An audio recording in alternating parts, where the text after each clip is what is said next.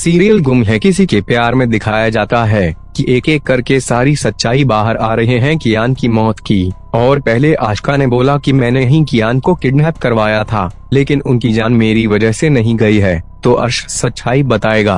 तो यह बात सुनने के बाद अब सवी उसको कहेगी कि मैं जब तुझे जेल में मिलने के लिए आई थी तब तुमने मुझे क्यों नहीं बताया, और तब तुम क्यों झूठ बोल रहे थे कि मुझे कियान के बारे में कुछ भी नहीं पता है। लेकिन अभी यह सब बातें सुनने के बाद लग रहा है कियान की मौत के पीछे तुम ही जिम्मेदार है। तभी अर्श कहेगा कि मैं यह सब कुछ रजत को बर्बाद करने के लिए कर रहा था, क्योंकि मुझे पता था कि कियान ही रजत की सबसे बड़ी कमजोरी है और उसको ही मैंने टारगेट किया। फिर जिगर सच बताता है कि मैं भी अपने साले साहब से बदला लेना चाहता था और उसे एक एक थप्पड़ का हिसाब देना चाहता था। इसलिए आशिका ने किडनैप करने के लिए मुझे तो बोला था, लेकिन मैंने भी ठान लिया था कि मैं कियान को मेरे हिसाब से ही रखूंगा। और यह बात मैंने अर्श को भी बता दी थी और बातों तब बिगड़ गई थी जब कियान ने मुझे और उसको साथ देख लिया था।